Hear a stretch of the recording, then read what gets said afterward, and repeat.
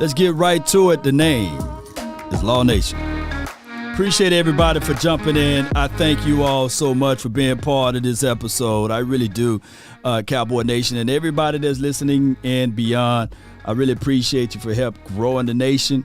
Be sure on your way in to hit the like button. Sharing is caring, Cowboy Nation. And check out me on multiple platforms under Law Nation Sports. Let's go. The grind for your mind is here. The pain, the price is necessarily. It is. Cowboy Nation. Let me know how you guys feel of everything as we talk about this one way or another. Let's go. Shout out to the HBOs, the SGs, the Share Gang. Y'all know who you are. Appreciate those who follow this channel, this content on multiple other platforms as well. I really appreciate it. Cowboys, what to do now? It's the Midday Sports Report.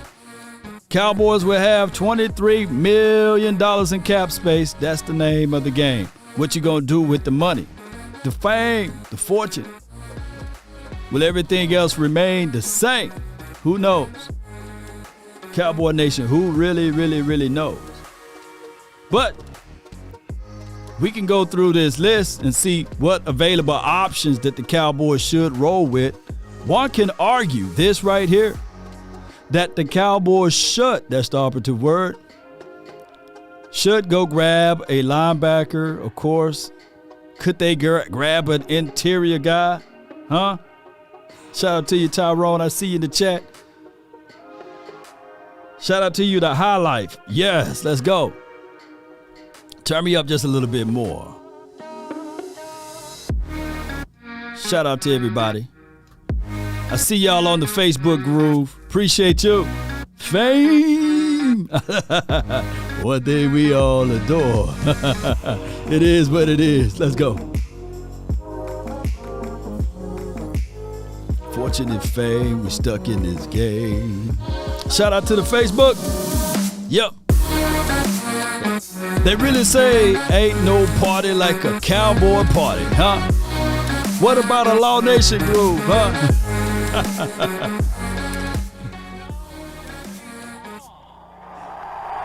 No days off. No days off.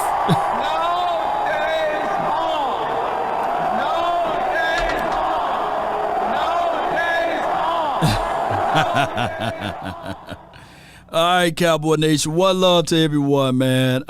This is the thing. Shout out to my guy, Mr. Rome, last night. We had a great time talking about the Dallas Cowboys. You guys can check out that podcast. It's on iTunes right now. Or you can hit the rewind for your mind on my Facebook as well as the YouTube groove. And you can listen in to the insights of his opinions on most of this stuff that we're going to uncover today. And with that being said, the $23 million, will we do this? Will we get to the right graces? Will we execute Order 66? Will we execute the orders, because the Dallas Cowboys been this team. Now that you think of it, help me out, Cowboy Nation. Hear me out and help me out. What did we do last year around this time? What big name free agents did we do last year? Somebody, Jason Lay, says, Cap Boy. That's what I should have put in the title. Cap Boy. Hashtag Cap Boy. What did we do? We didn't do much. We didn't. We didn't do a lot. We didn't. And now the Cowboys are faced with some of the similar problems, right? Do we have that one guy that can step up and be this person that can help us out down the line? Now, granted, just because you got the money doesn't mean that you have to spend the money. Let me repeat. Just because you got the money doesn't mean you must spend the money for feel-good purchases. You shouldn't look at that. But when I look at this list, this free agent list that's out there, it's hard-pressed for me to pass up on, dare I say, Anthony Barr. It's hard to pass up on him. Why? 3 interceptions last year, 3 sacks last year. Outside of Parsons, and maybe as a split duty as it relates to linebacker play, you can say that with Jaron Kearse. We need that level of production. Is it a long tooth? Yeah, it's a long tooth. Let me pull up the list so everybody can see. I really appreciate those who tuning in. You guys are amazing. You guys are wonderful. You guys are fantastic, and I really appreciate you. Ezo Murray says we signed Malik Hooker. Right? You're right, man. We signed Malik Hooker. Right? Who else did we sign? You know, Malik Hooker was one. I think KZ was right before the draft or right after the draft, right? Who else did we sign? Keanu Neal, right? So if history served its purpose and history repeat itself, I kind of figured that we might do the same exact thing. Right, JT? Shout out to you, Jameson Taylor. Thank you for jumping in. We might do the exact same thing. That is right, Taylor. Appreciate you for jumping in. Casper, the friendly ghost 86. Appreciate you, man. I just threw that name in. Every time I think of Casper, I think of the friendly ghost. We blow this up right here. So we may do the same thing. Ain't this right, Sam? You back to Sam since Sam Williams changed his name back to Sam, right? We ain't going to call you D-Row. So Jaron Kearse, I believe, yeah. And there was a lot. Yeah, see, Knicks, man, I don't know what they're doing with it, but let me help you out, man. You've been a decent guy out there, just helping the channel grow and doing marvelous things for me. And you earned that one right there. Shout out to you, Jackie Price. LVE, yeah.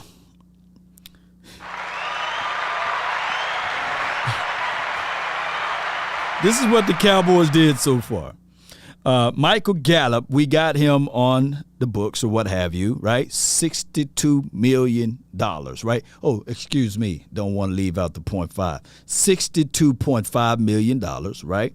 James Washington. Whatever you say, look, I promise you, when y'all see James catch the ball this year, y'all gonna say James Washington. Y'all ain't gonna say Washington. Y'all gonna say it just like me. Y'all gonna be like, watch James Washington. He get in there and score a touchdown, right? The Cowboys signed him to a 1-year deal. 1 year. Jeremy Sprinkle, he re-signed with the Cowboys, Cowboy Nation. Dalton Schultz. He signed a franchise tag, which is $11 million, 10.9. You might as well say 11, right? D-Law, DeMarcus Lawrence, he agreed to a new 3-year deal of $40 million. The contract is $30 million guaranteed.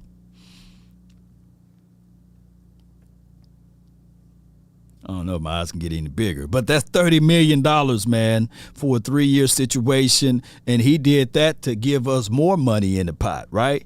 And under his notion, his mindset was saying, hey, now go get Bobby Wagner, right? Nah. He was saying now the Cowboys can get more money and they can utilize those coins to go get somebody, right? So the $23 million that we have in the kitty, you can say, thank you, D-Law. Yeah, D-Law, man, thank you, man, for the money. And we re-signed Carlos Watkins, Dante Fowler for a 1-year contract. Both of those guys, the team of 1-year contracts. We also signed Leighton Vander Esch, right, for a 1-year deal. And then we re-signed, which is really good, by the way. Remarkable. Malik Hooker for a 2-year deal. That, my friend, is a good one. And we re-signed Jaron Kearse for a 2-year deal. So by the time Malik Hooker contract is up, Marquise Bell should be ready to take the mantle, right? Marquise Bell should be that guy, right, Cowboy Nation? Come on. Right. All right, and with that being said, Jaron Kearse, he signed a 2-year deal for $10 million. Based upon his production and his levels of skill set, it was up there with most of the there was a comparison of J-Ron Curse of what he did and what Buda Baker was able to do for Arizona. And I don't think that the Cowboys are paying J-Ron Curse or what Buda Baker does over there for what he do for Arizona. But their levels of production were very close and similar. So one can argue, literally, that J-Ron Curse was a steal, as far as that $10 million deal. That was really pretty much a good situation and scenario. I get it. We know that the Stephen Jones, the cap boy that he is, right? He don't like to reach deep down in those pockets, and that's the way he look at it. I can't tell him what to buy his daddy on, right? We can only sit back and be fans and get mad at it or what moves they do, but they're not listening to us. They got their minds made up. We can only support the team when they out there on the field. But it's hard-pressed to change a person's mind. I promise you guys. You can find somebody that make $8,000 let me see. No. You can find someone to make $80,000 a year, and you try to tell them to do something, and you can't change their mind at all. They think that what they talking about is everything. Even somebody who making $40,000 a year. Man, you can't tell me nothing. I'm the super. That's how people think sometimes, And there's some people, of course, who would listen, but they'll sit back and say, you ain't on my level. I'm not fit to change. These guys are billionaires with the B, and they believe in their philosophy. And at the end of the day, Super Bowl is good. Lifting up that Lombardi trophy is wonderful. But there's no extra incentives outside of bragging rights that you get for winning the Super Bowl to them. And if more people trying to figure out, how can I get to that $1 billion prize at the end of the year? That should be everybody's in on it. Everybody's in on it. You make the same amount of money whether you win, lose, or draw. That's a brilliant and beautiful game plan to be in, Cowboy Nation. Cavarius says, I hope we get Julio. Daddy Boy says, no deal. Hey, man, that's a funny Daddy Boy. Oh, let me find my little laugh button. Where my laugh button at? No. For me to contextualize it, Cowboy Nation, it's similar, and I made this analogy once before, and I'll make it again. It's similar to me open up a burger shop business of selling chicken wings or burger shop or what have you, and Chick-fil-A and other places, Burger King, McDonald's, they are all in it as it relates to revenue sharing. And I just opened up my business, and I'm a part of their franchise, right, of their revenue sharing pool. I'm winning because my place could be at the low end, grade F, grade D, but I'm still getting a piece of the pie from what Chick-fil-A is doing, for what Burger King and McDonald's. I'm not saying that you guys got to go there and eat there, but that is equivalent to what the NFL does with the revenue sharing. Everyone get a piece and a slice of the pie, regardless of what it is. That's just how it goes, unfortunately. So the Dallas Cowboys, when you look at this, they were 12-5 last year, and they re-signed majority of the guys that was a part of the 12-5 situation. Now, Brian Anger, of course, they re-signed him to a 3-year deal of $9 million.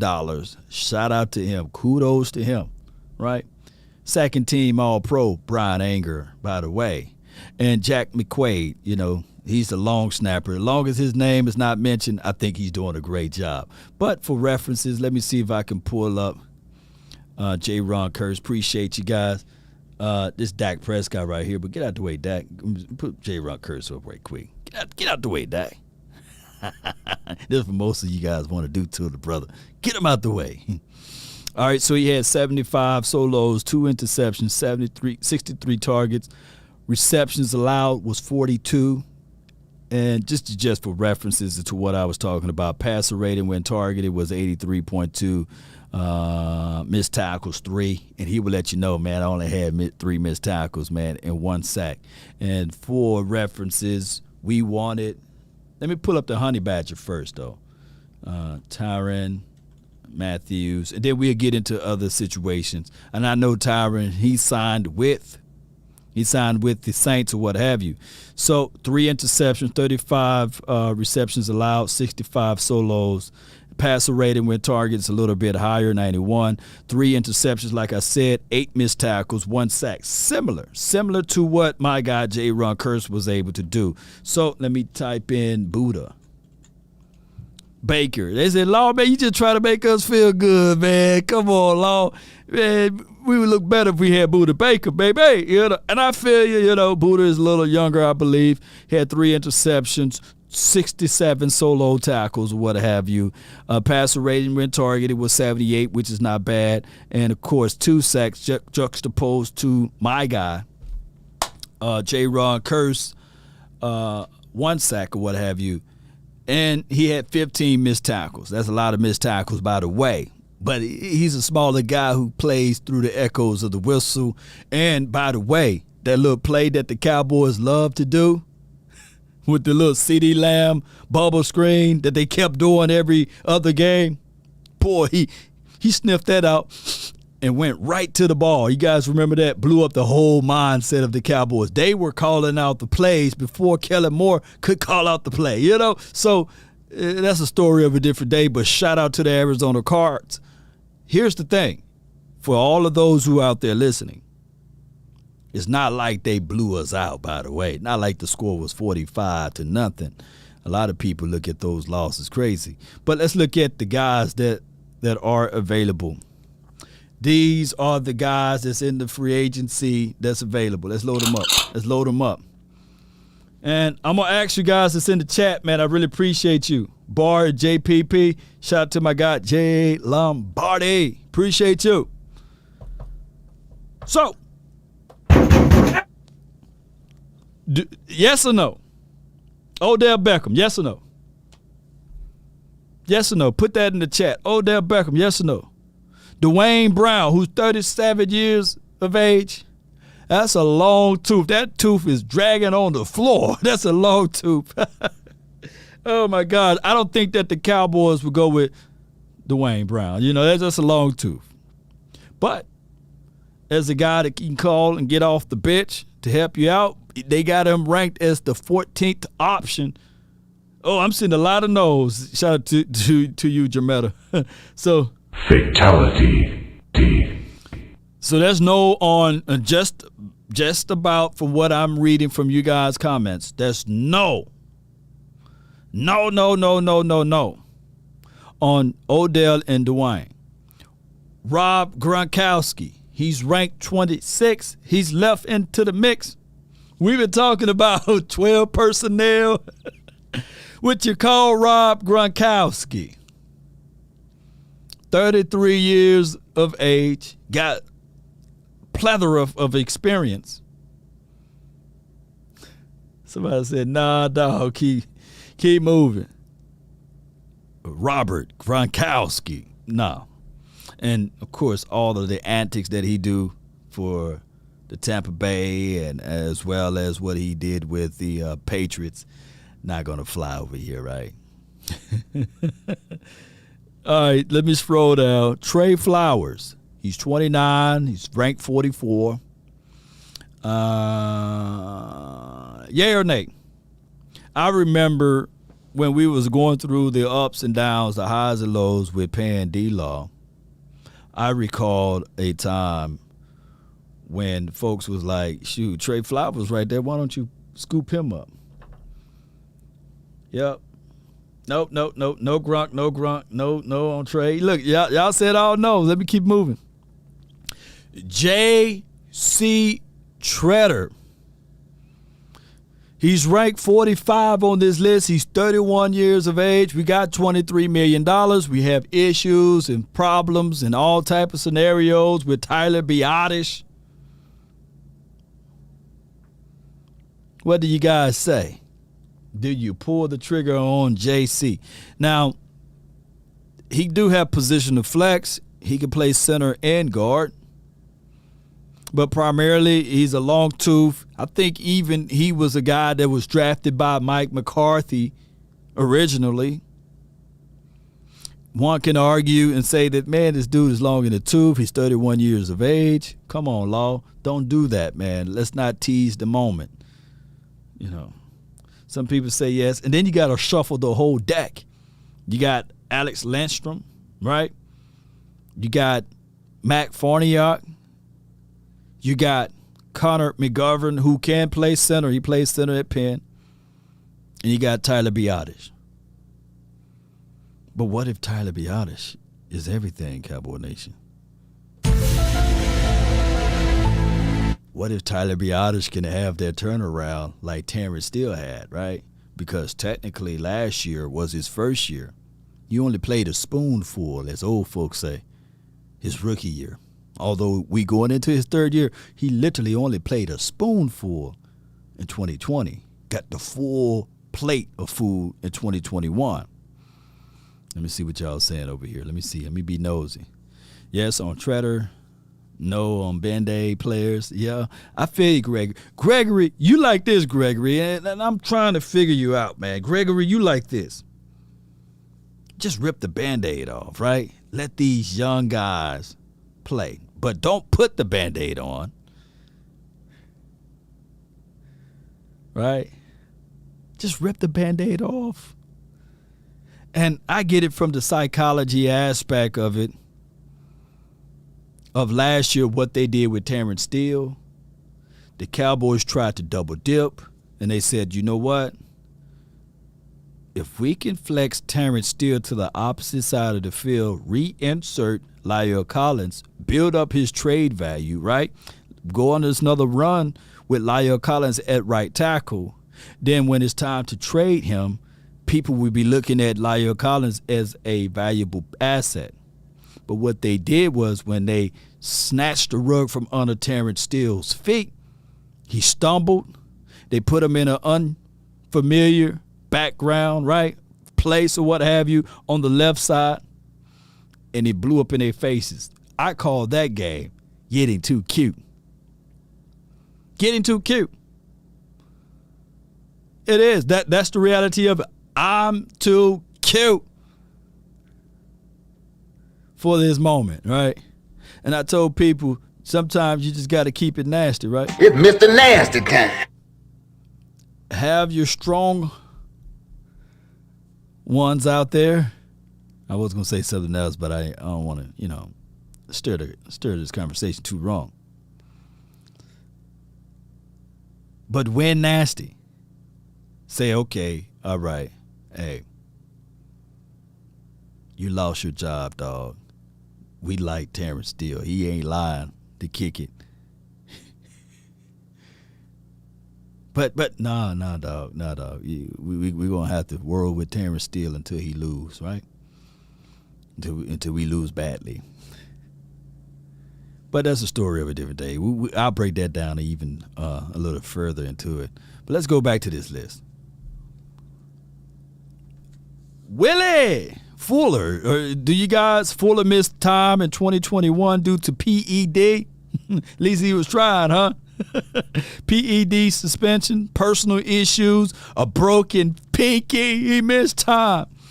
It's safe to say there are red flags, but the man can really run fast. Run, Willie. Run, Willie.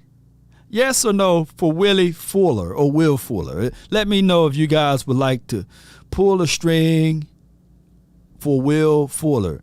He's fast. The kid is fast, and sometimes you have these projects where it's a new environment, a new team. He can just wake up and say, you know what, Cowboy Nation, you guys been begging for someone to take the top off the defense. I got experience. My pinky is okay now. Hey, I only took the drugs, man, because I wanted to satisfy my lady, man. It was nothing to do with my performance enhancements. That ain't nothing to do with that, man. Kind of like with Orlando Scandrick when he took the Molly, But, that's the situation. Do you guys would like to see C.D. Lamb on one side, right? While Jalen Tolbert is trying to learn the NFL game, James Washington and Will Fuller. Simi Fehoko being that hybrid style of tight end. He's getting first-team reps, by the way. But would you guys like to see Will Fuller? Let me see what you guys say. Chris Martinez. I know I can get somebody to laugh, you know. You know. Get your damn act together. All right, leave me alone, Jerry. I see Asmodeus with the down finger on Will Fuller is made of glass. You know, I guess that's what he was trying to do, that PED stuff. The B Zone, Cowboy Nation, shout out to you, E-Rose. Fuller is injury prone, also like Julio Jones, but veteran in the room would be great. This is from Tony. Appreciate you, Tony.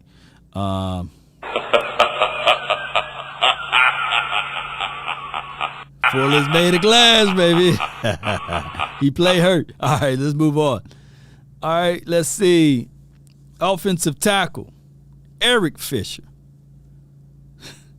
The son of Mike Fisher. I'm just playing. All right, Eric Fisher. Fisher took a few snaps as a coach, just 8 months removed from tearing an ACL. Achilles. I'm sorry. Achilles. He had his worst season since his rookie year. He's 31, coming off of a torn Achilles. But this could be a bigger value or a better value for this offseason. He could be everything. He could be everything, or he could be nothing. So with that $23 million, would you roll the dice for Eric Fisher? How would you feel? The Cowboys now bringing in Eric Fisher. We're here live at the Star in Frisco. And he'll be your veteran replacement on this offensive line. This is something that the Cowboys really need to look into, of re-solidifying the front five. The only unit that all five must be on the same page. And if you pull the trigger on Eric Fisher, you got to do it early. I want to bring in somebody who can really ingratiate themselves with everybody else already. Don't try to build a plane while it's in the air. The plane haven't taken off yet. Go ahead and build it now. So let me know to Eric Fisher, yay or nay. Let me see. Rosemary says no. Let me see. I'll try to say it in your voice, Eric. Here you go. No, God! Everybody said no. No, God! I got one fish. I got one person say, yeah, catch that fish, man. Yay on fish. I got one person say, catch that fish. All right, so let's move on. So it's a no. So I'm getting all no from Odell, no from Brown. We got enough Browns on this team, right? No from Rob, no from Trey, no from JC, no from Will Fuller, no from Eric. What about Julio? Julio. There was a moment, there's what they read right here. There was a moment in Tennessee where Julio looked like Julio Jones, right? Now, they said he looked like Fulio. I'm Fulio, y'all. Or Coolio. But he was only healthy enough to catch 31 passes in 1 year after catching 51 passes the year before. He has barely practiced. Let me highlight it again. He has barely practiced in the last 3 years. So it's a leap. It's a leap of faith. You can't see faith. You can't touch it. You definitely can't taste it. So it will be a leap of faith. Now, will he be a good locker room guy? You know, you got rid of one Alabama receiver. Can you bring in another Roll Tide receiver? 33 years old, man. One contract, pull it in. And let me see. Is he 33 or 31? Yeah, he 33. Somebody said shame. Shame. Julio. Shame. Julio. Shame. By the way, he still haven't surpassed Dez Bryant in touchdown catches. I think Dez is still younger than Julio, right? How old is Dez? He 32? Not saying, look, before you guys come at me, I'm not saying the Cowboys should go pick up Dez, because I know that the Dez people about to come in right now and say, hey, man, Law, give Dez a chance and an opportunity to come out here again. I just can't see Dez in the Cowboys uniform, not in 88. That's just crazy. It would appear like Jordan coming back with 45. You know, it just won't feel live, you know. Julio is just a name. This is from my guy, Jay Lombardi. Julio can't help it. He's hurt, you know. Yeah. Yeah, Dez should come. I knew somebody was going to put Dez should come back. Oh, my God. I won't miss. Hey, it's too early for that. It's too early for that, Jerry Jones. Sit down. Settle down just a little bit, Jerry.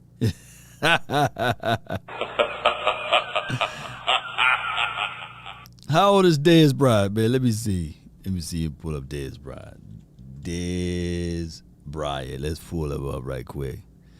All right, bam. How old is Dez? Mr. Dez. 33.5, so they both 33. He 33.5. Look at they put the 0.5 in there.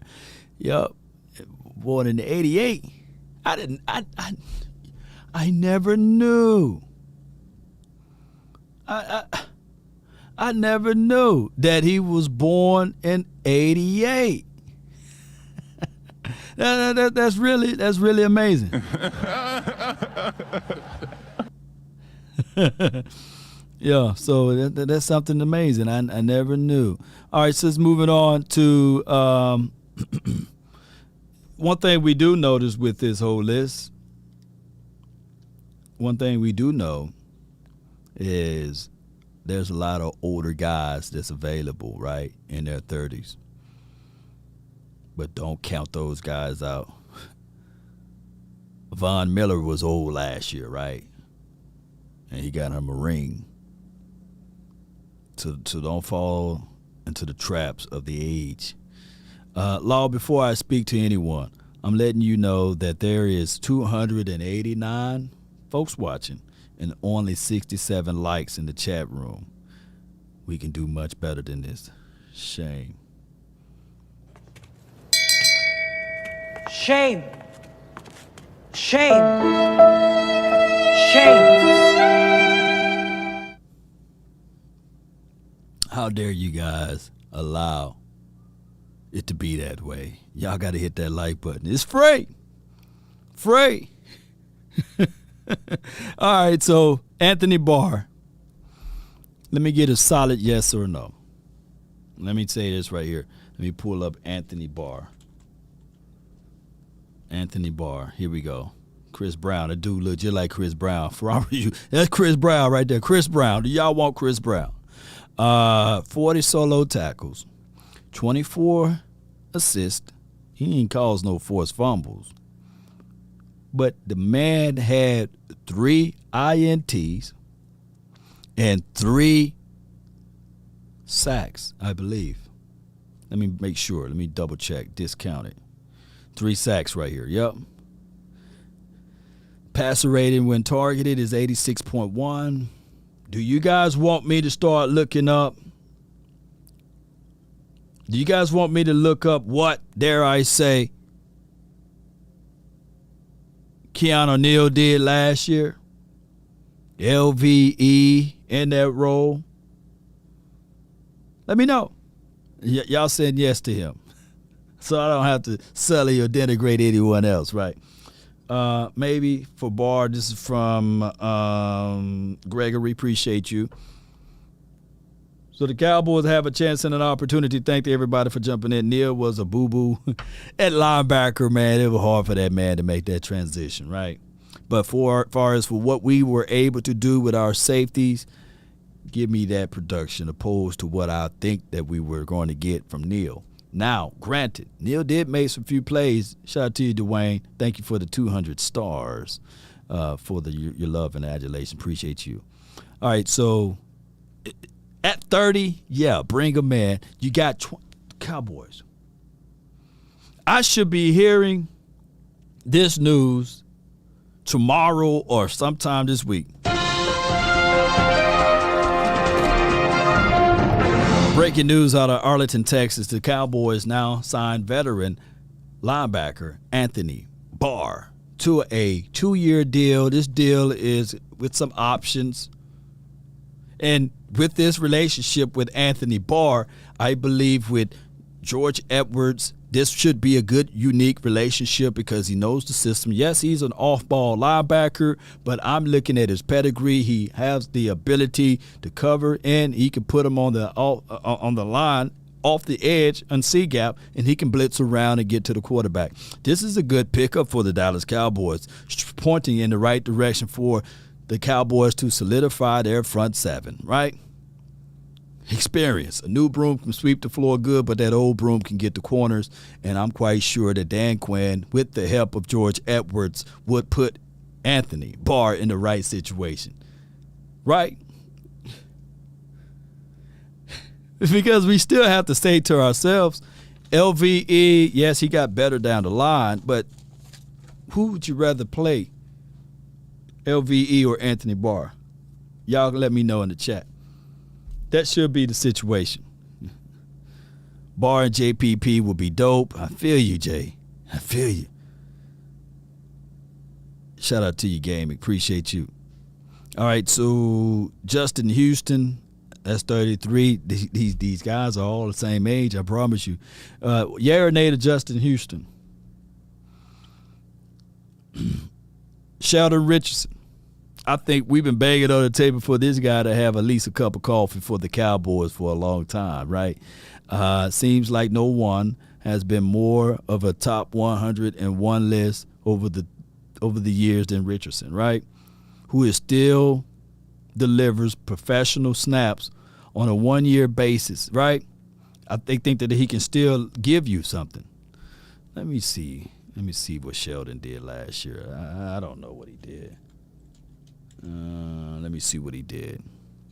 But I do know at one point we were banging on the table for this big boy to be on this team. Whew.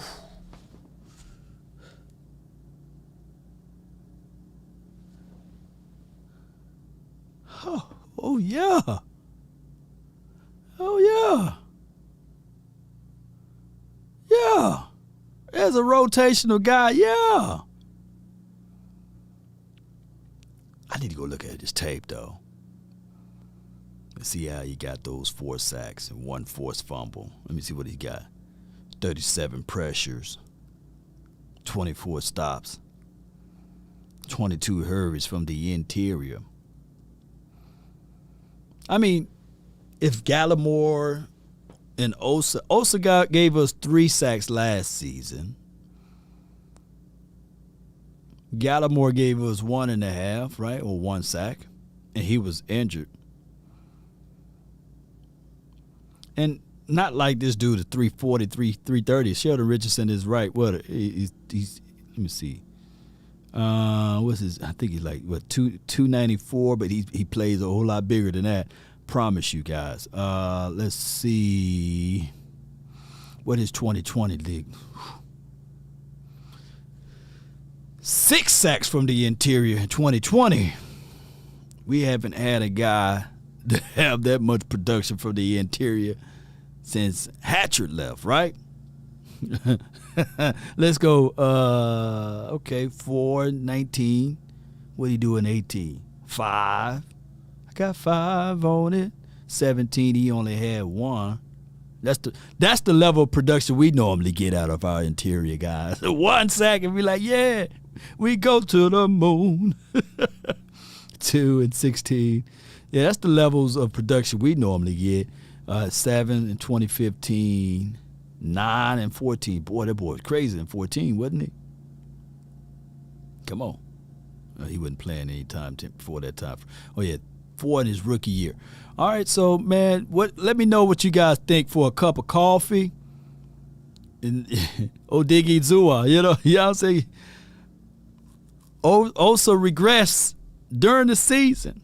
Now, to be fair with Osa, you know, that was his rookie year. And 3 sacks is nothing to sneeze at, especially coming out of your rookie year. Let's sign Anthony Barr and get it done with. I feel you. Sue is nasty, yeah. We got Sue next on the list. 35 years of age, Cowboy Nation. Do you want to go grab Sue? Hightower still out there? Let's see what Hightower. Let me see what Dante Hightower. Let me see what Hightower did. Let me see what he did last year, just to be nosy. Didn't do nothing. Yeah, okay. All right, now there's no on the Hightower. Okay, good. I just had to double check, man. Discount, double check it. And let me see what Sue did last year. So Sue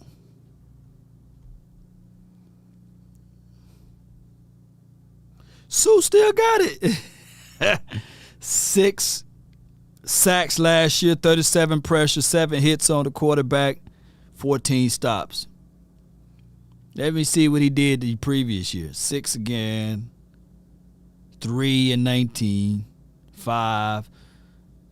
So at minimum, he's going to give you, what, 5 sacks at least, if I'm going back for the next, 6. So that's what he averaged. That's his norm, 6 sacks. And it feels like you know every one of them, right? So at minimum, you're going to get 5 sacks from this guy.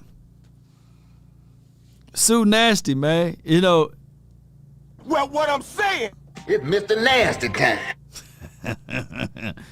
Yeah. well, what I'm saying, It's Mr. Nasty time. All right. For perspectives, I like my guy Sam. He put it into context.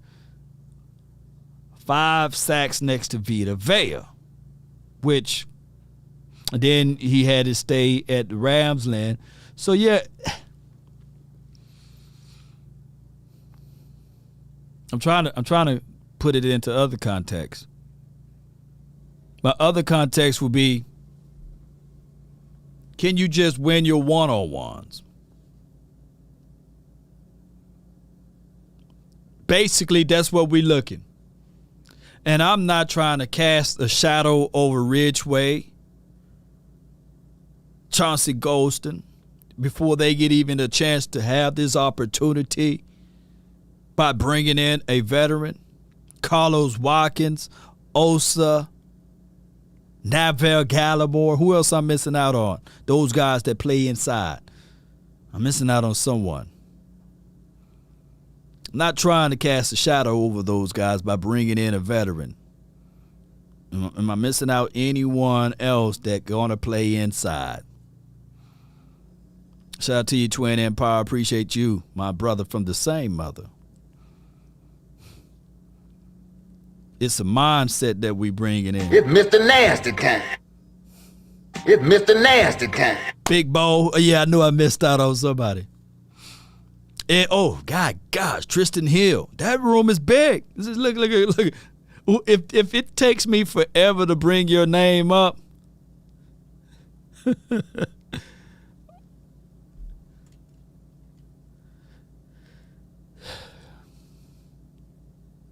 here's our problem with the Cowboys. And this is not me being negative with the Cowboys, by the way.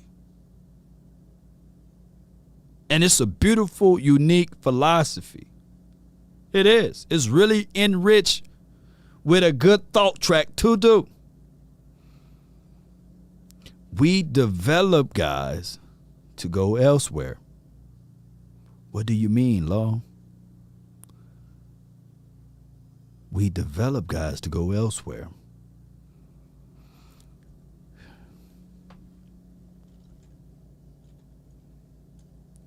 Let me see. Is it Hannah? Is it Bo Hanna? No, not James Hanna. Hold on. I'm gonna pull up this guy right here. Quentin, right? I know I was right. I put Bo. I just put in Hanna and think they was gonna pull up.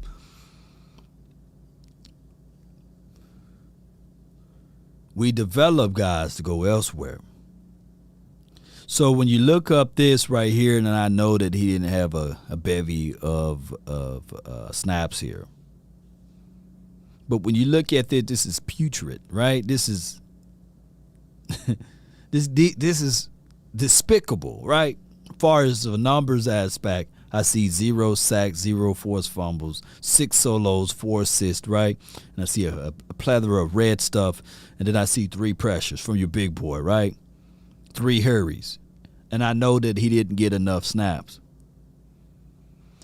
What most Cowboy fans want now is saying, okay, cool. One day Bo will be that guy. But we trying to win now. We got $23 million.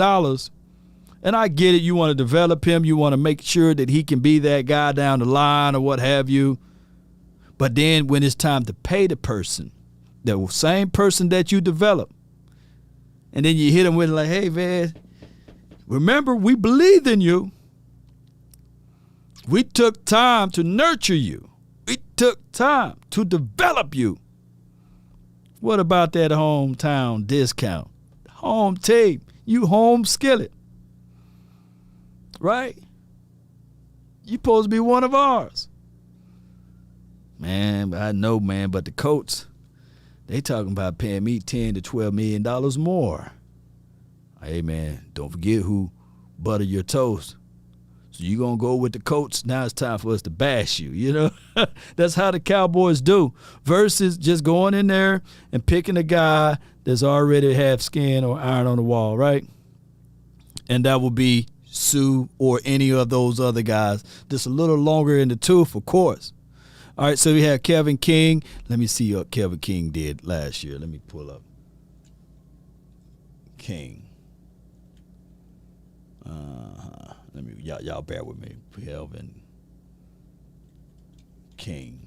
All right, here we go. Oh, he don't have an L in it. Okay. 1 interception last year, 22 solos, 22 targets, 19 receptions allowed. He wears number 20. Passer rating when targeted was 116. He only had 1 missed tackle, 8 stops. I mean, and he averaged 14 yards per reception. I mean, he's long, right? He's what the Cowboys like out of a DB, 6'3". He's 27. Do you guys bring in Kevin King? Do you bring him in, yes or no? Or you say, man, I kind of like Kelvin Joseph versus Kelvin King. I like Nashawn Wright. I think the Packers had the 3rd-ranked defense last year in the National Football League. They were top up there with turnovers, and he only had 1. But, you know, do you take him? Should have traded for Justin Simmons. And I think they wanted a 1st and a 2nd for him. But I don't know, man, for Justin Simmons. But shout out to Justin Simmons. He is a dog. Kevin King is a baller, too. Nah, I'd rather see Nashawn. This from my guy Marcus B. Shout out to you. Flame Red is shout out to Flame, man. Oh my gosh. And Larry, that's all I'm gonna say. Can y'all put his name down? Ogunjobi? Let me see what Ogunjobi did. Larry. Ogunjobi. Or Ogunjobi.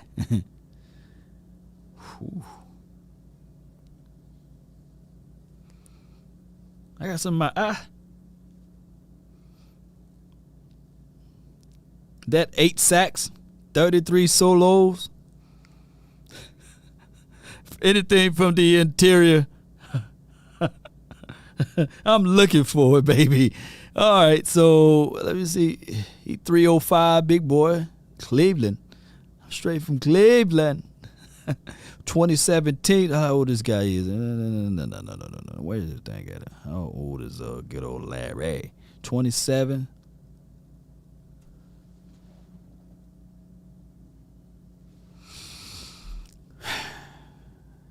Let me see what else he got. Whew. This is impressive. I'm looking at this dude and I'm like, yeah. How old? I'm flipping through his resume. Oh, so you graduated. Oh, 3.9 GPA. Okay. Community service, I see. You know, at 40 pressures, when I see 40 pressures, I know something is going on. From the interior. What the world, what Cleveland been doing? Cleveland got all of those boys on defense, and I know that they have Garrett on their front too, so that could be a situation. But can he win his one-on-ones? 31 stops. 25 hurries. What is his problem? Oh, he played for Chicago, not Cleveland. What team did he? I thought I saw Cleveland. Drafted team Cleveland. Oh, he was on Chicago. Okay. So he was on Chicago. Y'all help me out.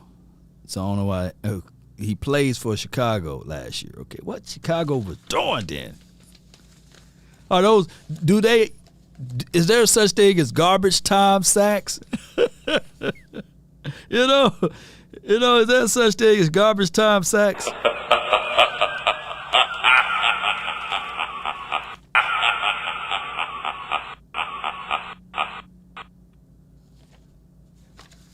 I'll bring him in. Larry Ogunjobi. 8 sacks from the inside.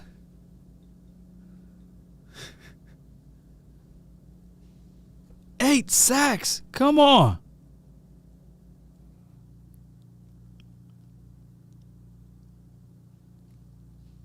Is he fast? Who been watching film on Larry? Is it, let me see in the chat, is it yay or nay for Larry? I ain't looking at nobody else. Riley Reef, he had a long tooth, and then that 31-year-old Taylor Armstead, he just signed a 5-year, $75 million deal. I hope the Miami Dolphins do something well with him. But who watches Larry? What college he went to and all of this stuff? Larry is nice. It's from Bad Monkey. Pickle Rick says, Larry is nice, fam. Yeah, I'm going to look up some film. Thank you for tuning in to the Law. Nah, I ain't going to do that until we sign him. But, shoot. How about JPP, Barr, and Sue? You know what? Jay Lombardi, at this point, 7 in 2018. This is all from the interior. And then his rookie year, he had 1. 6, 7, 9. 33 stops. I'm taking that. Why is he a free agent? 36 pressures. Let me see what he did. I'm taking Larry. He had 4 sacks that year. What's Larry's story? Somebody let me know what's Larry. Look, I'm going to tell you. His parents should have called him Lawrence. Law Ogunjobi, He would have been better, if his parents would have named him Law,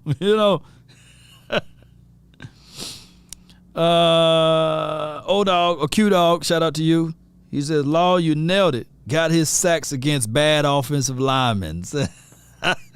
Well, that's what it is. He got garbage time sacks, huh?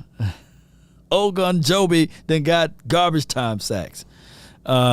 And I'm not finna say that, though. 8 sacks is 8 sacks. From the interior. I keep breaking up. Can you guys hear me now? Let me tone it down. Can you guys hear me now?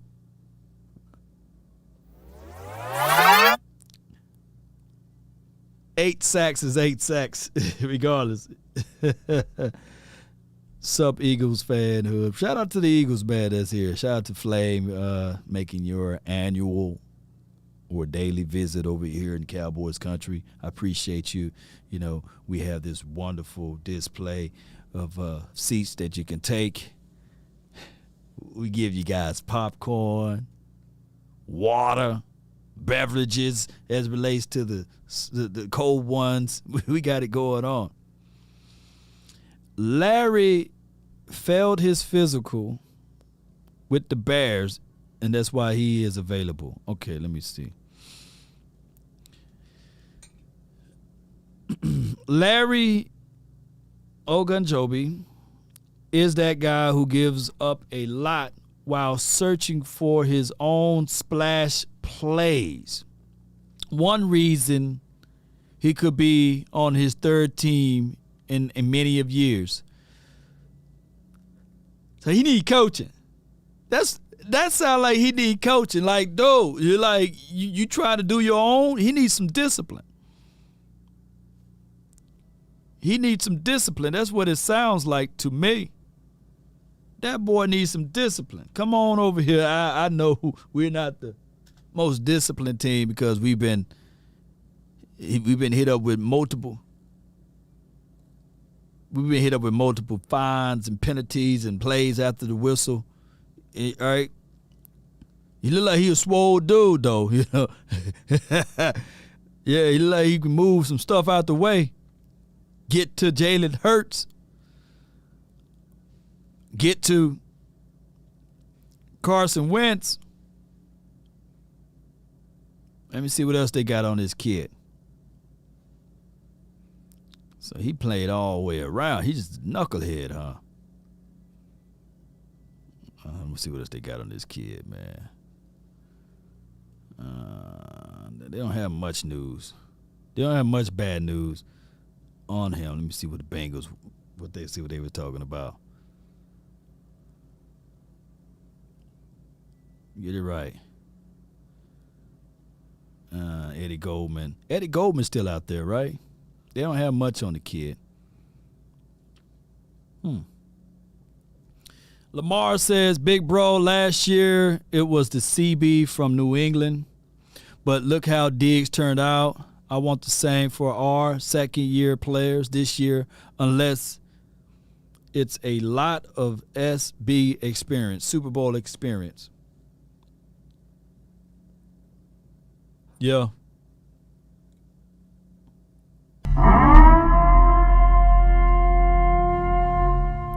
Now, Lamar, I appreciate you. I got shanked by the butter knife. You know, put that butter knife down. Here's the thing. If we were to go with picking up J.C. Jackson, and we do have enough money, right? They put out a tender. Technically, we would have had J.C. Jackson, and I think that Diggs would still be Diggs, right?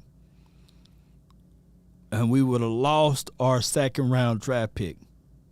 So in a world, Cowboy Nation, hindsight is always 20/20. Would you rather have, hear me out, the if statement, you know, would you rather have Trayvon Diggs and J.C. Jackson and losing out on Sam Williams? Because he was a second-round draft pick that we would have lost. The Patriots would have had our second-round draft pick. Would you feel more comfortable with Fowler, D.A., Basham on that line, and then as your secondary, you will have Diggs and J.C. Jackson? I don't think that Anthony Brown would beat out J.C. Jackson. And I guess in the slot,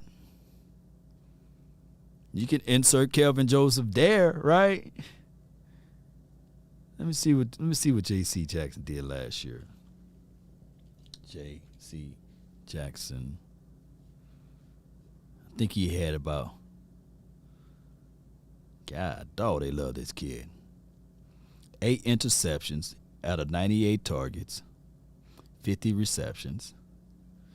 See, I said they love him because they gave him all of these greens right here. Normally they don't do that. Oh, my goodness. They got to be lying. This dude got 8 INTs, passer rating when targeted was still 47.8. 1 forced fumble, 12 stops. He had 10 missed tackles, though, but I can live with that if you give me 8 INTs. Oh, man, that Chargers secondary about to be scary, baby. And if you compare those numbers to, I'm not finna pull up Anthony Brown, but I can tell you off the top, Anthony Brown had, jeez, oh my gosh, 9 picks. He had 9 of them. That boy good.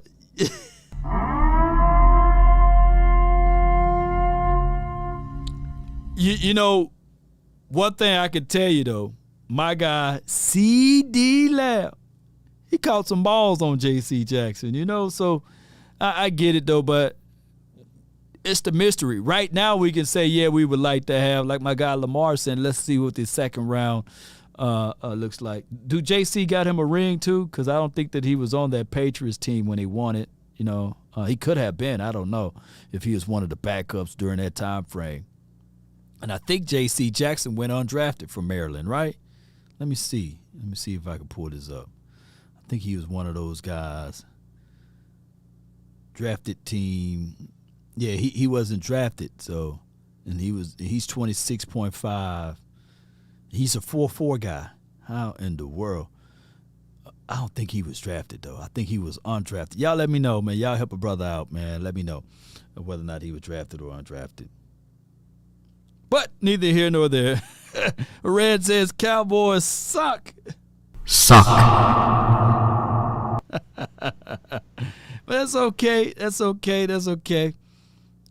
You here watching.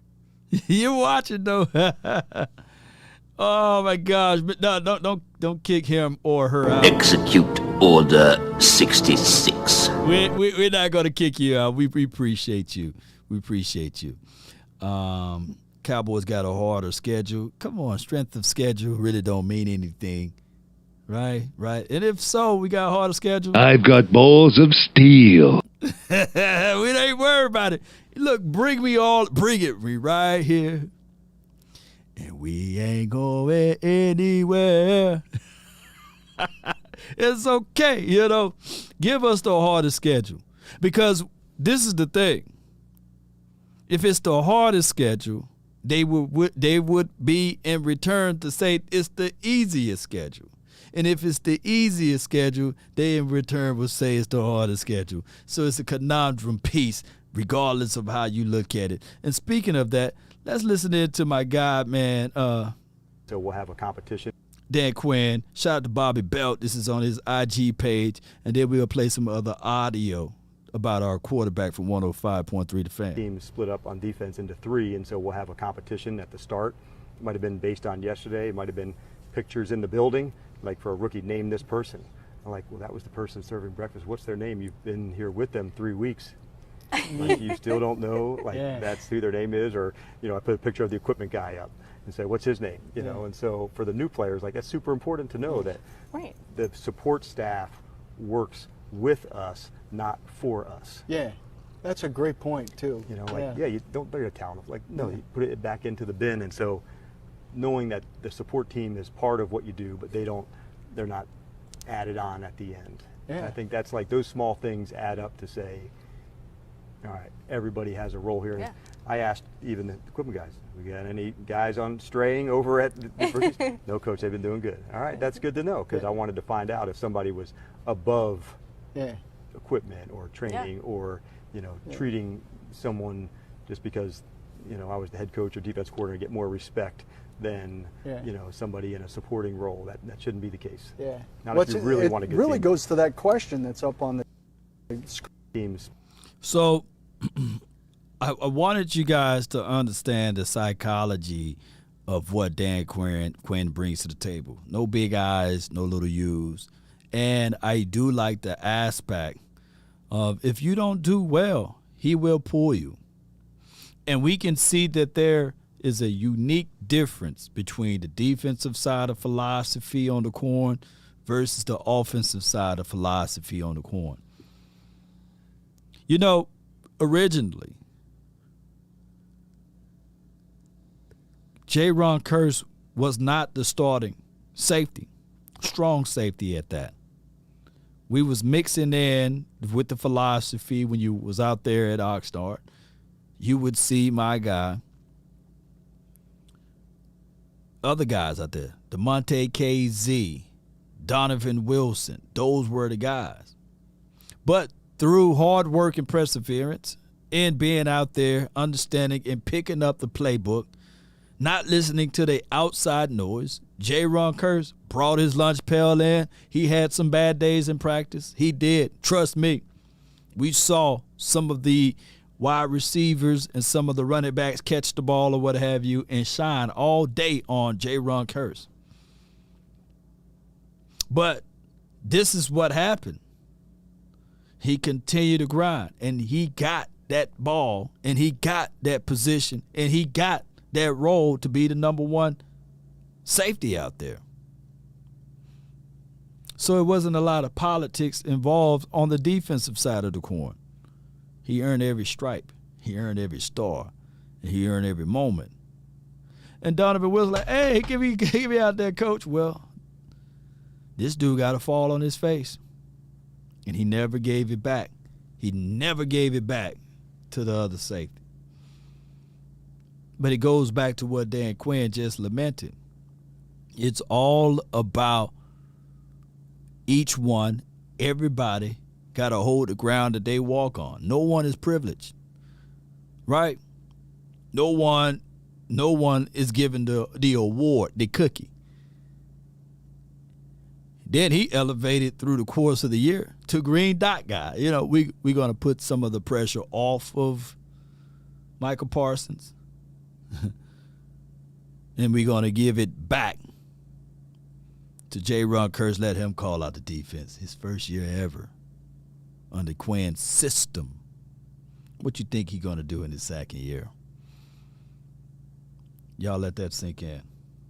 For those who want to call in, the phone line for your mind is 657-390-7391. If I can get one of my mods to put that phone number in the chat box, I will be able to post it or pin it. I appreciate you guys if you want to call in to give me your thoughts and analysis of what we just talked about today. Hold on right quick. Before I do that, I got to play this audio. Hold on. I got one of the contractors who want to speak to me that's at my house. Give me 1 second, my friends. Give me 1 second while I play some audio for you guys, and I should be right back. By the way, let me just play Run It Up, and then the phone lines will be open. Just hold your place. We'll be right back. Maybe I just wanna run it up. Kinda check or something. I've been really in the field, let up, yeah. I've been really in the field, let her rush, I let her feel. Lately I just wanna run it up. Don't need no deals, I make the deal. Half a ticket to a meal. Lately I just wanna run it up, yeah. Kinda check or something. Lately I just wanna run it up. Count that too, count it up, yeah. Count it up. Lately I just wanna run it up. Need them ones, I need them fives. Need them tens, I need that change. To the safe, got blues inside. Greens and pinks, it's all the same. I still save and roll my change. Take some losses when I play, charge it to the game. I'm with L, yeah, I'm with T Black, I'm with Reverend now. I'm with Bay, yeah, I'm with Jay, yeah, I'm with Chuck and now. Still the same, not switching sides, now it's about loyalty. You switch sides off for the bag, and that's worth more to me. I mix Nike with designer, I experiment.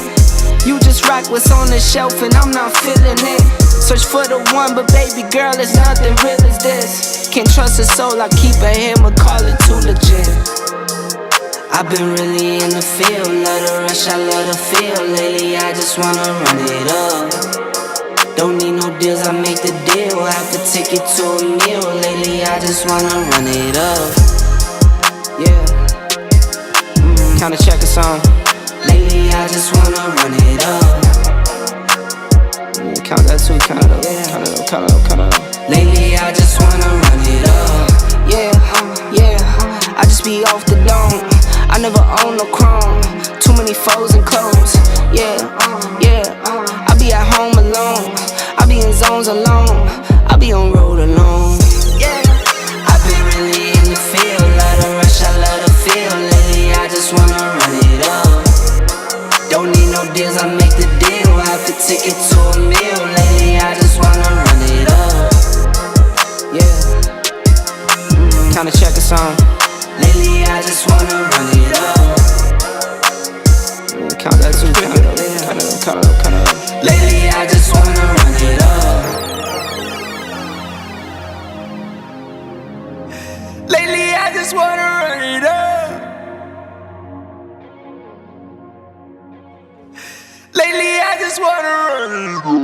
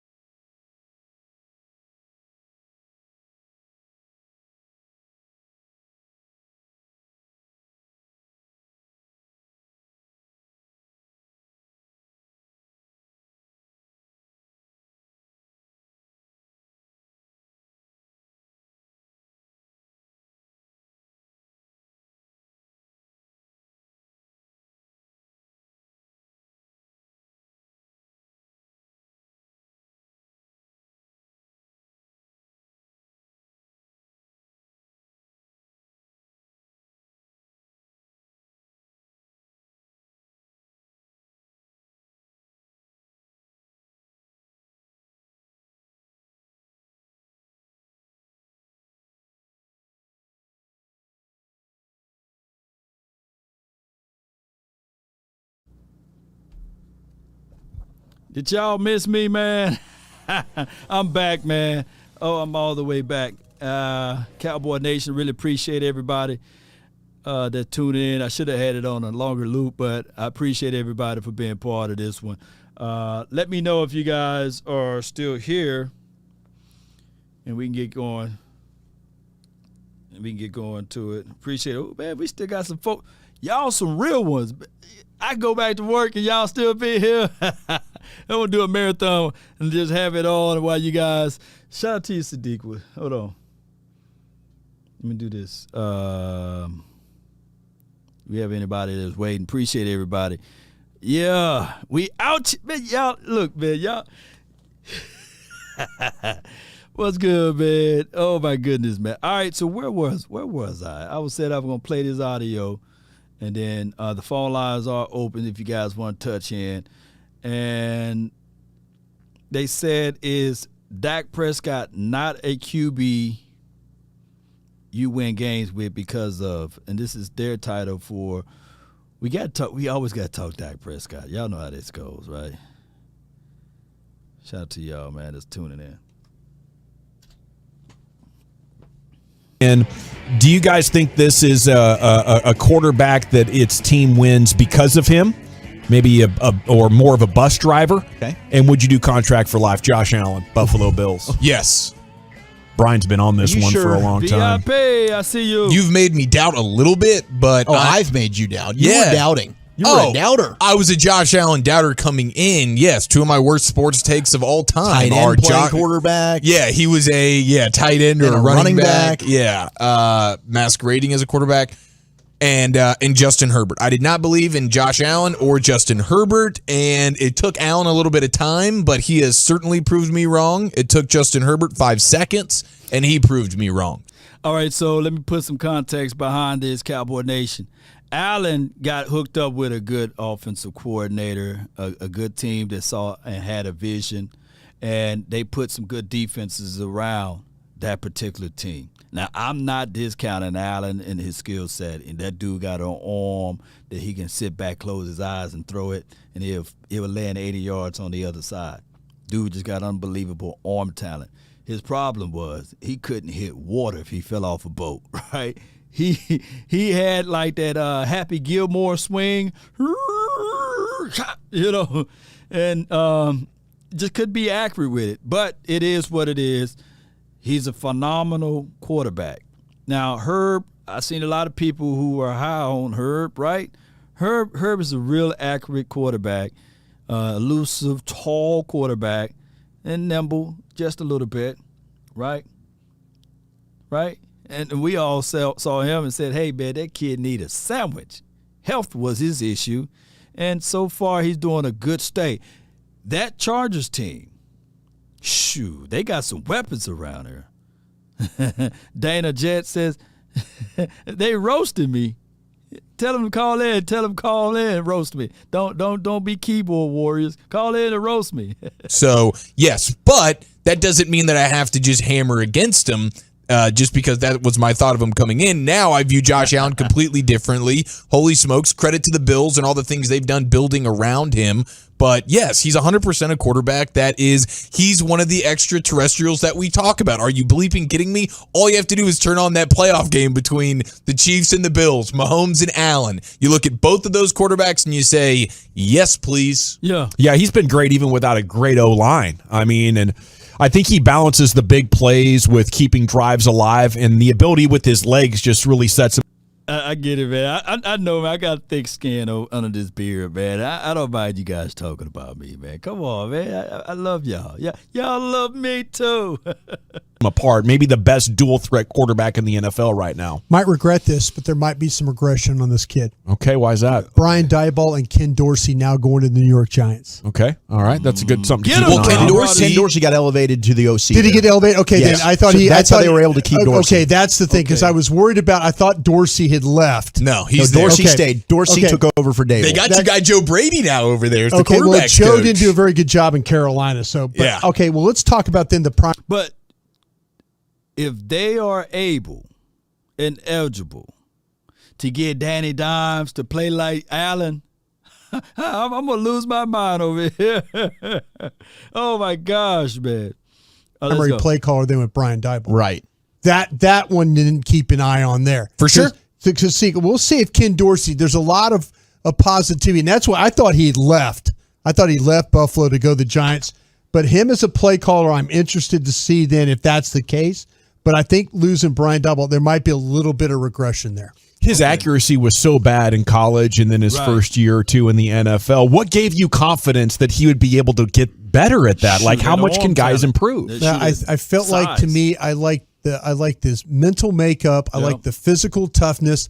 The fact that he was throwing to cattle ranchers and pharmacists and stuff in Wyoming. Jobbers, as the scouts would say. I'm just saying he's throwing to guys that weren't NFL receivers. I know they've had Yarborough has been a receiver back in the day. Kid didn't make it. But his part, he was airmailing things. It wasn't just his stats. He's always had a strong arm. He's always had a strong arm. And I thought the Buffalo Bills were the perfect location for him because of the weather. I believe in weather conditions. Right. I believe in quarterbacks thriving in weather conditions. Okay. I saw this kid play in the flying snow in Laramie, Wyoming. You know, myself.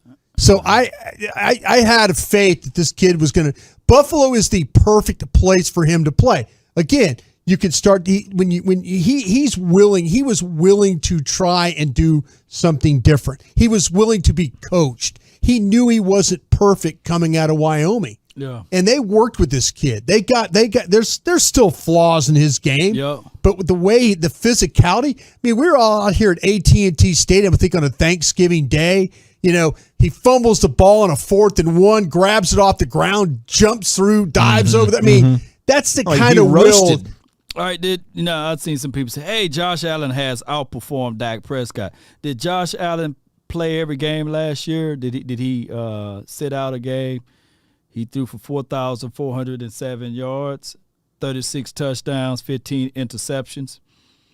And I must mind you guys, the legacy for the Buffalo Bills is Jim Kelly. That's the only quarterback that you have to live up to. Don't mention Drew Bledsoe, Cowboy Nation, but Jim Kelly, that's the only quarterback. There's not thousands of folks every single day saying, hey, can you win us a playoff game? Oh, they don't have no legacy of winning multiple Super Bowls, by the way.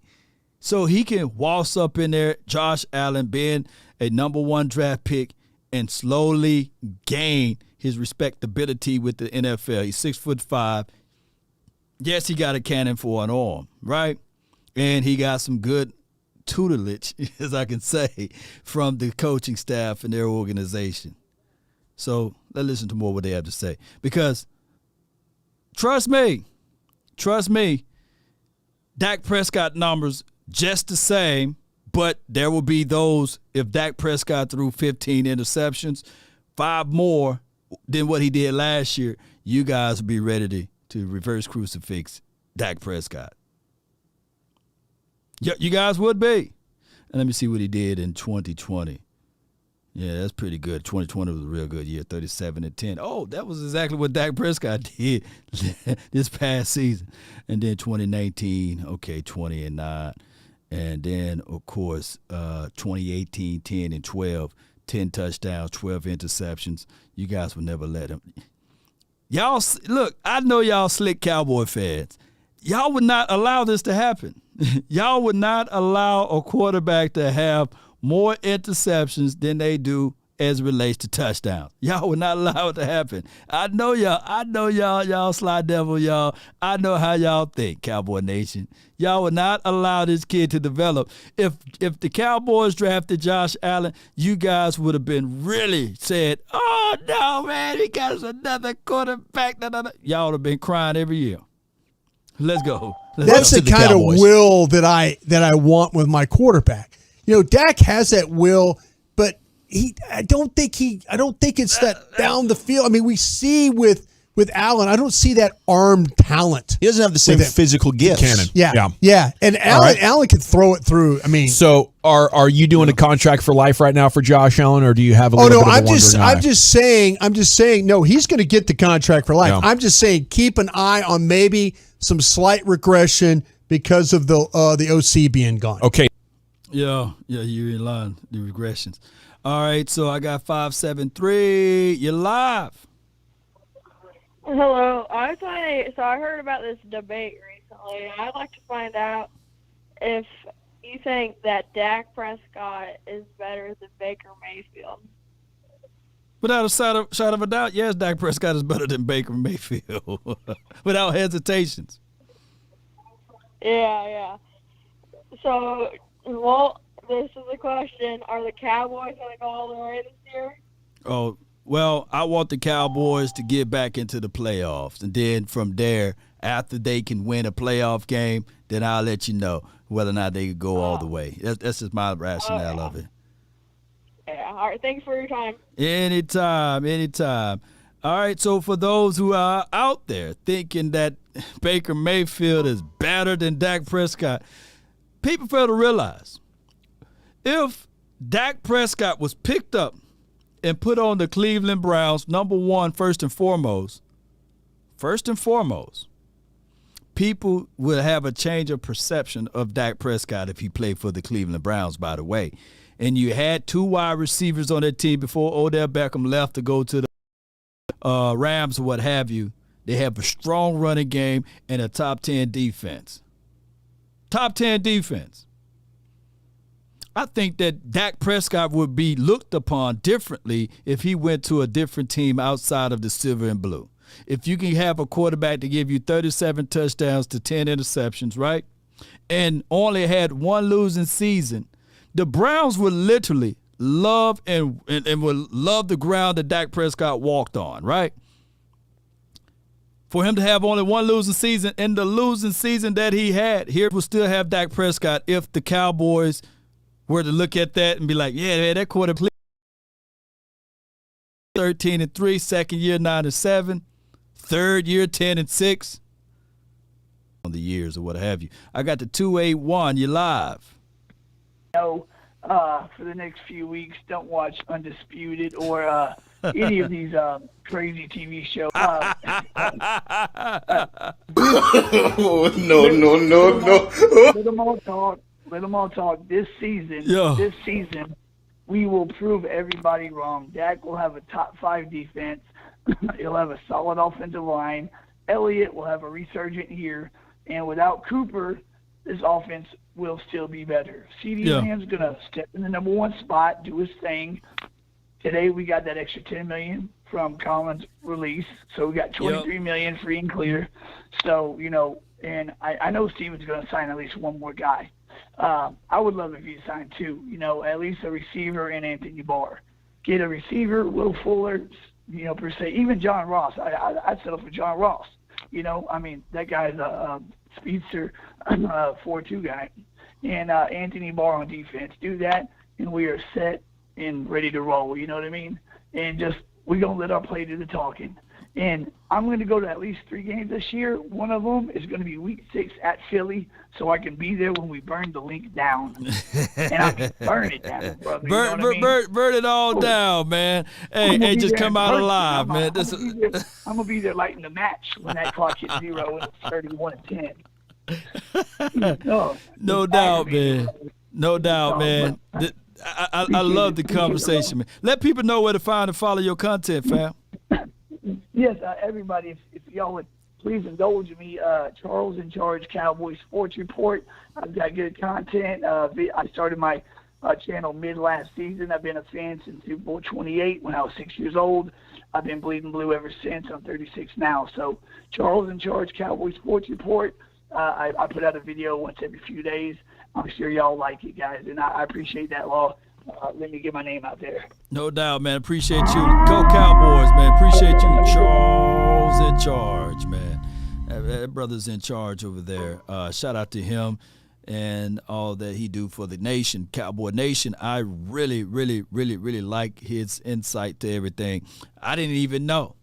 But collectively speaking, to say literally, yeah, the Cowboys are a team that's not even the best team in their division. I like that.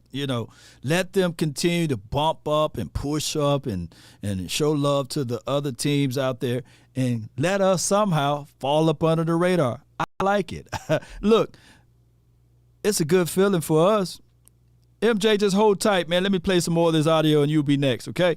Okay, next quarterback on the list, we're talking about guys that their team wins because of them. Joe Burrow, does that apply to him, Wolchuk? Yes. Joe Burrow. Joe Burrow is the epitome of that, honestly. He's the answer to the question. I mean, to me, Joe Burrow it took over a dumpster fire organization that had not won a playoff game in 30 years, and I still think is being underrated this offseason. One full season in, contract for life already? Yes. Okay. I mean, he was showing signs. Sold. He was I mean, I don't know why people aren't more sold. I mean, I did a segment, Eric was out. I had Bobby Belt sitting in, and David Hellman came up, and we did an hour of radio with Hellman, who is a Burrow lover.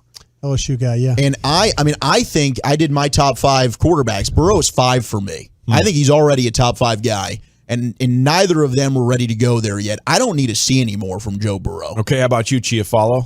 Yeah, I don't need to see much. I loved Joe Burrow coming out, and so he's already just kind of shown, okay, yeah, what we saw at LSU is the real deal, taking that type of franchise and doing it where you're coming off of a catastrophic knee injury without an offensive line.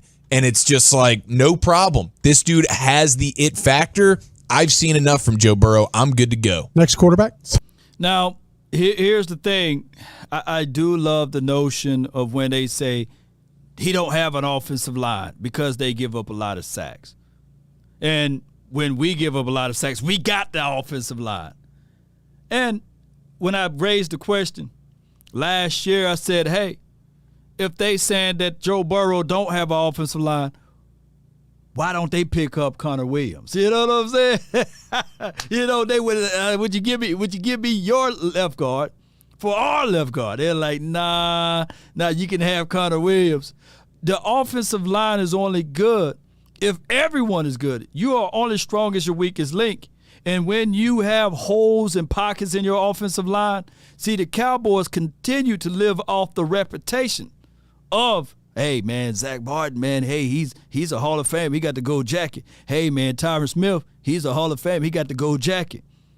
But those were the only two. Literally, the Cowboys were ranked 23rd in pass protection, blocking. That's a horrid type of situation. On top of that, Cowboy Nation, I get it. Tyler Biadasz, they try to figure out things. I get it. I absolutely understand. Just because you speak glowingly of an offensive line unit doesn't mean that it equates that the unit is good. We have not been healthy since 2015. We've been living off of the reputation that this offensive line is 100% the best offensive line in the National Football League. Off of reputation. I can't make this stuff up. But I get it. Zach Martin, he's no one to sneeze at. And when healthy, Tyron Smith is no one to sneeze at. But nobody will ever give credit and kudos to the guys of how we able to win games with the horrid offensive line that we have established. Case in point, La'el Collins, yes, right tackle, but people fail to realize he had to be moved to right tackle because we were missing out on the right tackle. But everybody who did their research and understood that he was supposed to come into the league as a guard. I digress. The COVID year don't count. I feel you. All right, let's listen to more of this audio, and then MJ will be next. Lamar Jackson. No. The answer is no. Because we're talking about win because of, and you're talking about winning Super Bowls because of, the right? answer. Here's why the answer is no. They were able to win games with Tyler Huntley, okay? Yeah, they crazy out their mind. I think Tyler Huntley and Lamar Jackson on the same page. 206, you in the mix. MJ, you live. What up, Law? How you doing, brother? Man, I'm good. I'm well, man. Talk to me, man. Talk to me about this quarterback. Talk to me about this team. No, man, we're trying to, Dak is way better than your boy. He got heart, though. The little kid from Cleveland. Baker Mayfield? Yeah. He be trying, but he's not no Dak Prescott. Nah. We got to stop playing around people. Yeah. Come on, Cowboy Nation. We got to stop. Everybody got their flaws. Even Rodgers. You see, Rodgers ain't won in what? So if he was that much good, he'd have won like 3 or 4 Super Bowls. So let's stop it, Cowboys fans.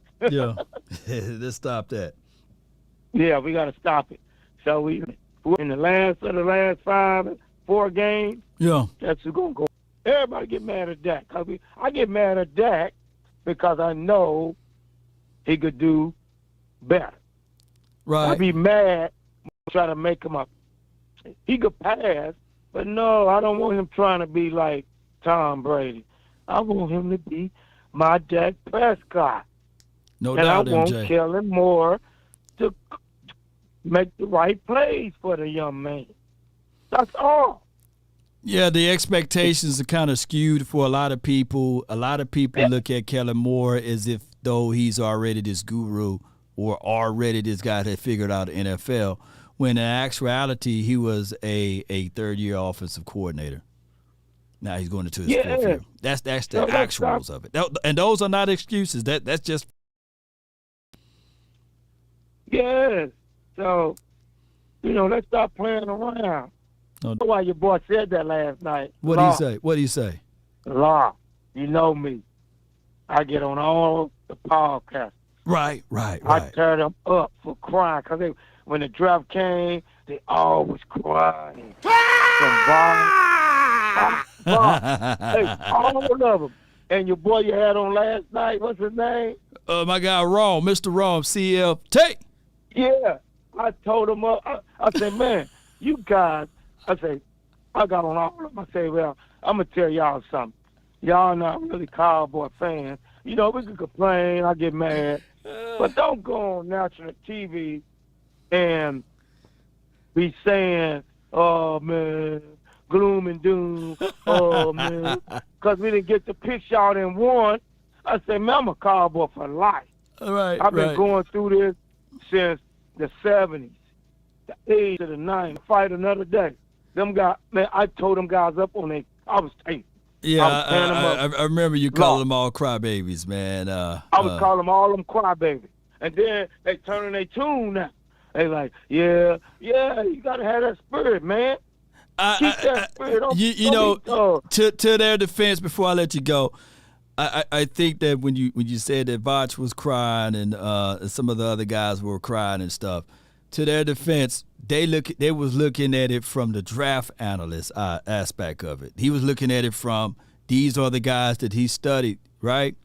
And then after a couple of days of looking at the bigger picture on how Sam will be inserted or how Tyler Smith will be inserted in on the team and looking at the complete picture, then he realized and said, okay, these are the things that I can get from this guy production.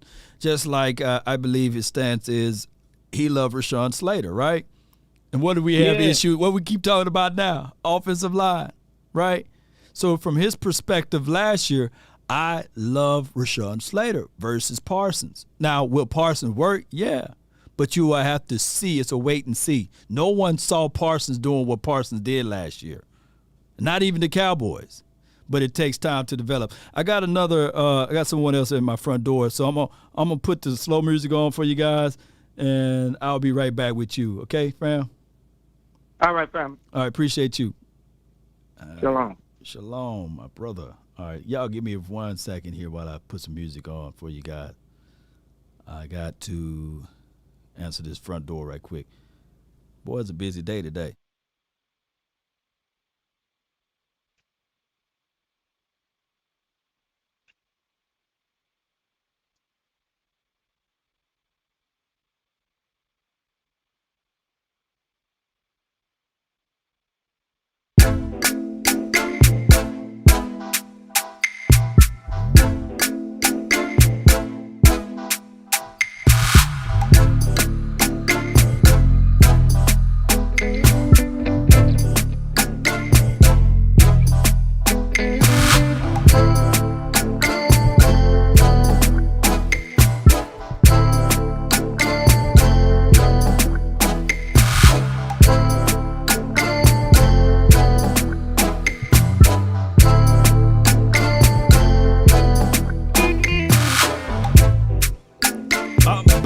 baby. You know what?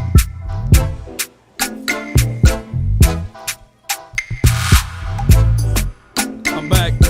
Appreciate everybody for jumping in. The name is Law Nation. Yeah, I didn't think I had that type of music over here. Had y'all moving to the beat. All right, so Cowboy Nation, let me do this. We are, it seems like the interaction is down. I think that you guys need to go find someone else to follow right now and watch their content. I think the interaction is down. I really appreciate those who stayed tuned for this episode. And we'll just re-up the show a little later on, Cowboy Nation. And that's what I would do. I really appreciate everybody for tuning in. I really thank those who's waited. Let me do this. For those that's in the chat, everybody that's called in. The conference has been locked. I give you guys 1 minute. Since you guys been waiting in the chat, man, and the phone lines, man. 100 grand, man, you live. Yo, what's good, my guy? Nothing to it, fam, man. Just been grinding over here, man. Talk to me, bro. I see, man. Talking about this offensive line, and you can't really say that Dak, he's okay outside the injuries, and even with the injuries, a little bit, that offensive line has an effect on that. That's like, your heart. If your heart ain't pumping, the blood ain't gonna flow. You get what I'm saying? So it's hand in hand. If he's being rushed, he can't sit back in the pocket and survey if he's being rushed. Right. Dak threw the ball too quick. Right. He had to, or he was gonna get sacked. Yeah. You know what I'm saying? So put Dak behind a Tom Brady line where Tom Brady don't get touched, and we'll see the godly numbers that Dak will put up. I'm just be honest. Nobody talks about the Tom Brady line. They just say how great Tom Brady is, how poised Tom Brady is. No, he don't get touched. He don't, man. And then even if he do get touched, shoot, they pulling out all type of flags, 100 grand. Yeah, exactly. Yeah. Or he cursing everybody out on the line. You touch me, you're going out the game. We don't do that. Yeah, and some of those, look, and I know I'm going to sound like, just me crying about the team in the playoff, but there's no way that they would call 14 flags or 14 penalties if Tom Brady was under center in that game. And people fail to realize those penalties, those flags, that control the pace and most of the outcome of the game. And I'm not saying that the 49ers didn't win that game, but dog, it is hard to win a game when you drop back, you throw a ball, it go 32 yards to your wide receiver, then all of a sudden you see flag out there and they say do it again. It's hard. Exactly. That How many runs got called back? How many Tony Pollard a bust out for 20 yards? Holding. And that was one of the things. That was one of the things that I was saying too. I was tweeting out like it's amazing to see a game when the officials are not a part of it. And that was the Kansas City Chiefs and the Bills game.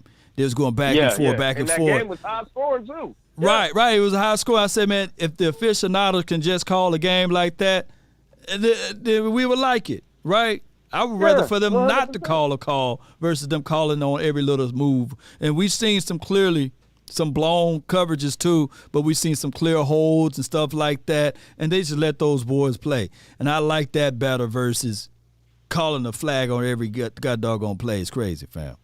I agree because of holding get called 15 yards. Now he in the hole.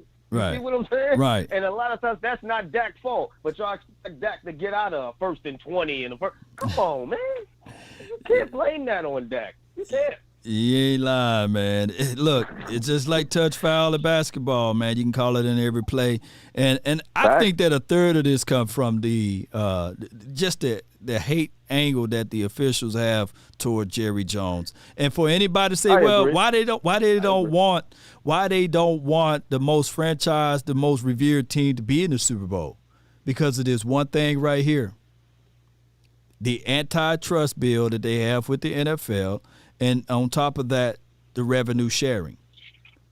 If they didn't have revenue sharing, then I can see it. But they still get paid the same whether or not the Cowboys make it to the Super Bowl or not. It's still going to be the same dollars. Right. But I appreciate you 100 grand. Appreciate you for keeping it 100 too, man. Appreciate you, man. No doubt. No Yes, doubt. indeed, man. It's a good call from him.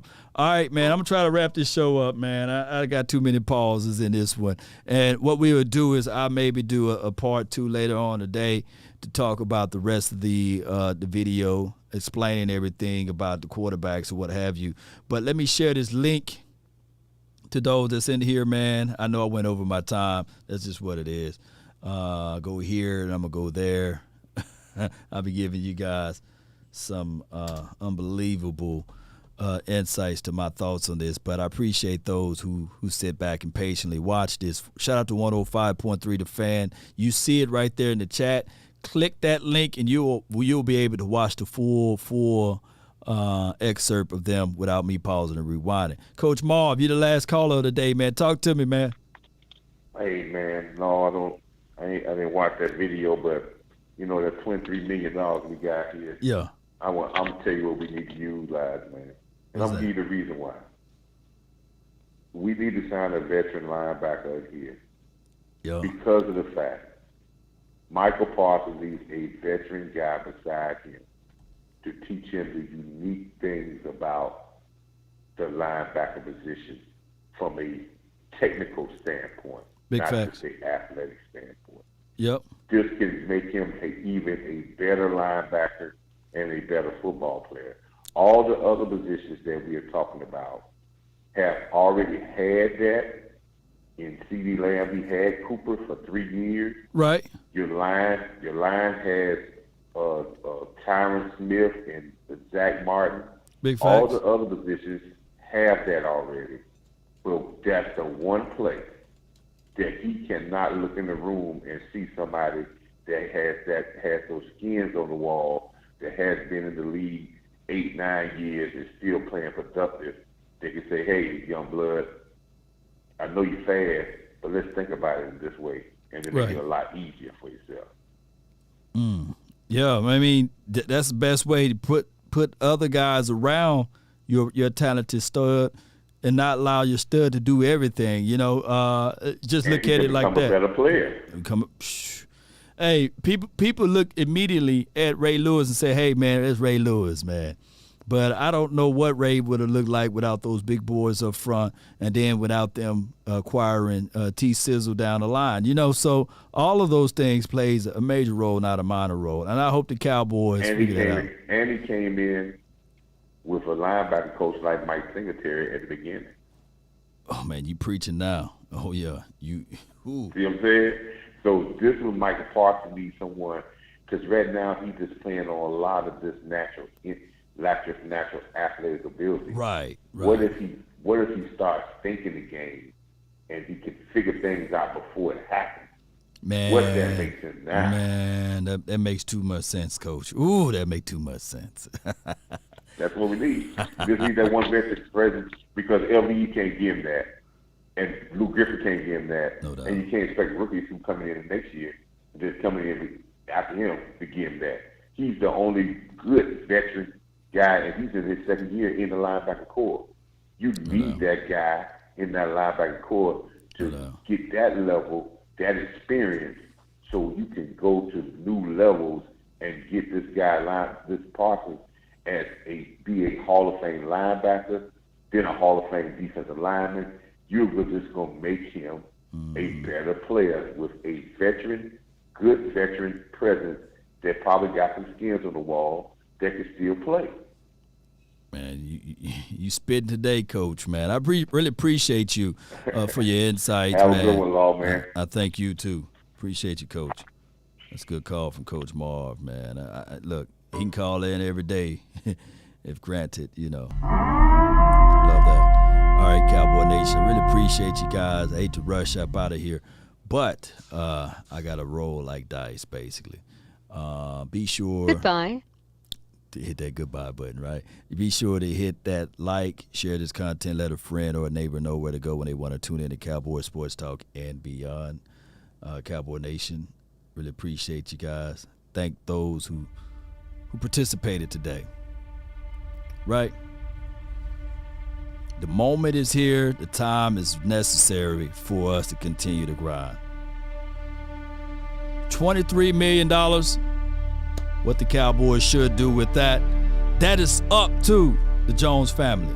But like what Coach Marv said, go out there and grab you a veteran linebacker to patch up and marry up with what Parsons should be able to do this year. Right? Let's continue to figure out new ways, new opportunities, and it starts this week.